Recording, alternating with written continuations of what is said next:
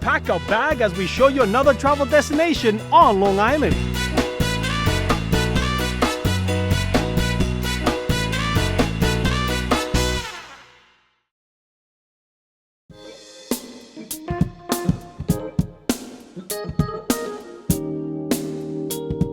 Welcome to Ruby's Cove. It is a magical old house that is from circa 1837. My favorite uncle's 80th birthday was coming up, and we were going to have a party for it. And I said, I found this great little town on the end of Long Island. Why don't we rent a house and just bring everybody out, boats, kids, everything like that. I came across this B&B thinking that I might rent it for all of us to stay. And as soon as I pulled up to it, I just knew that I had to have it in my life. I called in my best friend and I said, hey, you guys, can you come out and talk me out of something? And they said, well, what are you doing? And I said, I'm buying a B&B in Greenport. They're like, what? And so they came out the very next day to just see what the heck was going on. And we just all agreed that it was absolutely the thing to do.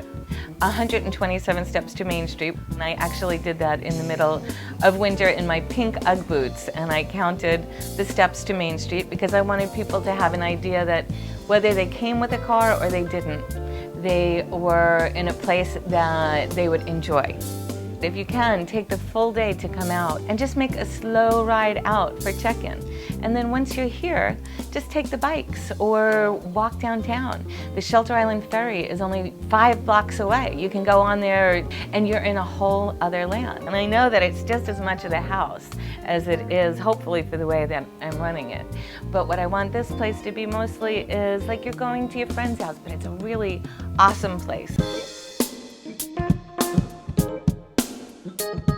This is the beginning of Ruby's Cove. It feels like a party's ready to begin. You know, it does. And it also feels very intimate.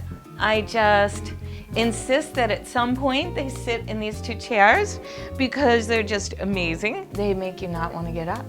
They just kind of swallow you. I like to add a little bit of the old and the new. You know, I threw a little fake fireplace in there for people to just feel the warmth of it. I just did 2 bachelorette parties in May, and they were both because one person from each one of the bachelorette groups had stayed here before. I have a friend that has a pizza truck, and he's set up his pizza truck in my driveway, and we'll have beer in the back. So it's really a gathering place, and I'm pretty creative on working with different themes. There are 3 rooms that I rent. And if I do a group house rental, I have a 4th one that I'll open up just for people that I know. This one is called The Divine, and it is just a really nice, light, quiet room. This is the one room that has its own bathroom across the hallway. So it has a private room that's larger than the other 2 rooms, which are ensuite. So if you're renting this room, it's kind of like you have this whole little area to yourself, and you get a larger bathroom, which is kind of nice. We have the Madeleine, and this is named after my grandmother because she was just an amazing woman. So somehow or another, this piece, along with a lot of other special items like the mirror behind you, are all apparently from the 20s, which is when this area was really going through some exciting times during Prohibition. You have an armoire. You live the way people used to live. Except they didn't live with these plush Ruby Cove robes that are yours to use while you're here. So this room is the ballast. I wanted people to feel like they had a choice when they were looking at rooms, you know. Some are a little feminine, some are a little masculine. I thought I could predict who would like what, but I am so far off sometimes. I'll speak to a man on the phone and he's arranging it for the anniversary, and he'll pick the room I didn't think. You know, I thought this would feel more masculine, but it has an appeal to everyone, as do the other 2, which is kind of fun. And so as you can see, you have your own bathroom in the Madeleine and the ballast, shower, outside vanity, so 2 people can get comfortably ready and not be too much in the other's way. This is where I find people all the time.